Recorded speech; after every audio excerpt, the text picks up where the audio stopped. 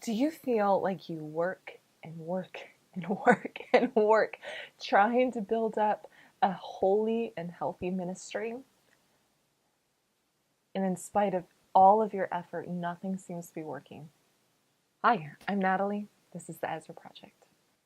Discouragement in ministry is a real thing. And the thing is, so many of us want to be able to do well because the reason we got into ministry in the first place is because we fell in love with Jesus. And He changed our lives, our hearts, our very souls in ways that we can't even put into words. But it was so beautiful that we want to be able to share it with other people. Maybe this is your situation. Have you been entrusted with a ministry, with a mission that is so exciting and powerful that you just get so pumped about it? And so you spend so much time, you find great resources, you pour your energy into it, you consult with other ministers, working towards making a certain event, activity, or program come together. And when the big day comes, you're so excited, but the only person who shows up is the Holy Spirit, which is so disappointing, but you're a hard worker, you're not easily discouraged, so you determine that you will try again. The next week, almost no one shows up. Week after that, almost no one shows up. And week after week, month after month, and then year after year, there's no growth. It just seems stagnant.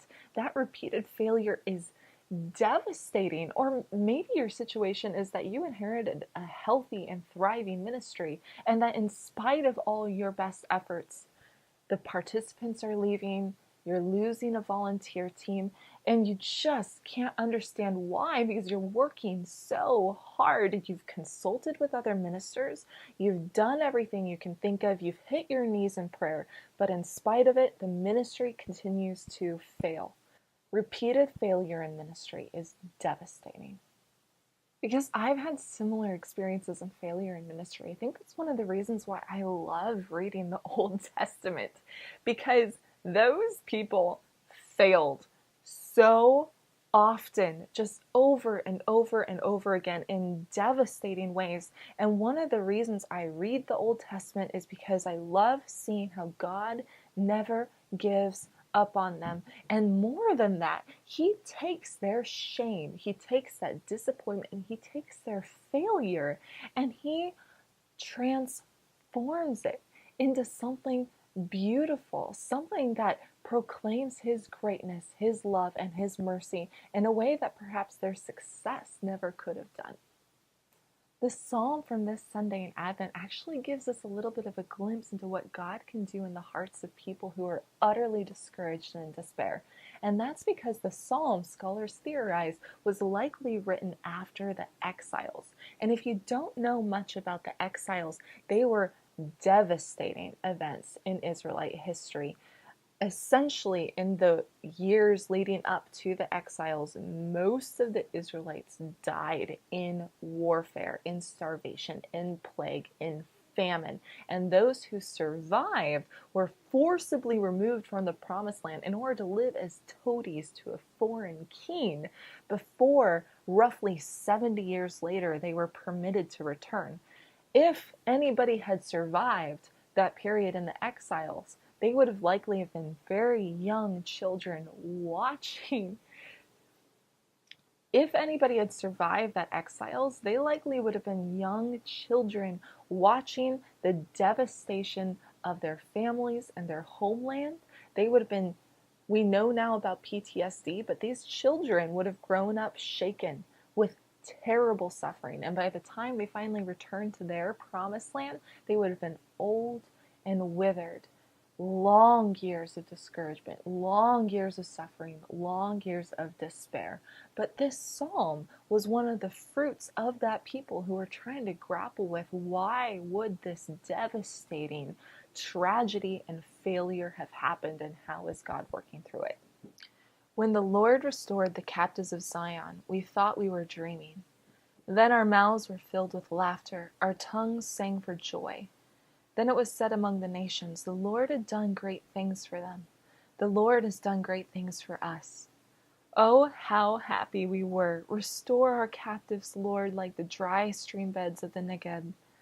Those who sow in tears will reap with cries of joy.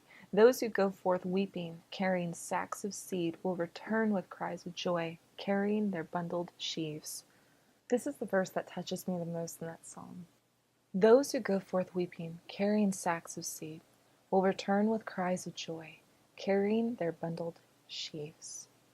I can picture us as lay ministers who are struggling with disappointment as failure, as those who are going out weeping, carrying sacks of seed which we will continue in the middle of that failure, in the middle of that disappointment, to continue sowing those seeds, scattering those seeds, and perhaps crying over the ones that are lost, the ones that we don't see growing. And we will have to sit and we will have to wait until God, in His goodness and in His mercy, allows some of that seed to grow up. And we will have to wait until that harvest can be reaped and we can come back carrying full bundles of sheaves in which hopefully we will be laughing with joy. But that's why this psalm is so powerful, written by people who had to wait roughly 70 years in shame and disappointment, trial and terror before they were able to return. And I hope and pray that the failure and disappointment that you're experiencing right now as a minister will not last 70 years. I really hope that you will see the fruit of your suffering, of your prayer, and of your work far sooner than that. But you might not.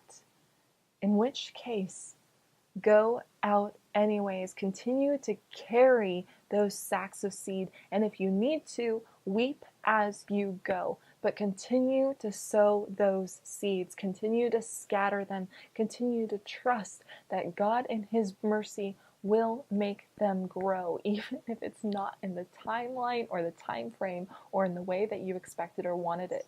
His ways are not our ways. And if you give your failure, if you give that shame to Him, He can and He will work through it. This season of Advent is all about meditating on that darkness, on that despair, and on that discouragement. But we don't stop there because we trust that God is on His way and that He is at work in a mysterious way that perhaps we don't understand, but that He is coming, and that even though we sow these seeds in darkness, He will make them grow. So hold on to that hope, dive deeply into prayer this Advent, and truly trust that even if it doesn't feel like it's going exactly the way you want it to, that He is working through you. And thank you for your sacrifices. Thank you for your prayers. Thank you for everything that you are doing. We need people in the church to continue to keep trying even in the face of failure. And I'm grateful for that heroic attempt on your part to not give up. Thank you. If you want to hear more reflections in order to support and encourage lay ministers in the great work that they are doing, like us on Facebook and subscribe on YouTube. And I'll see you next week.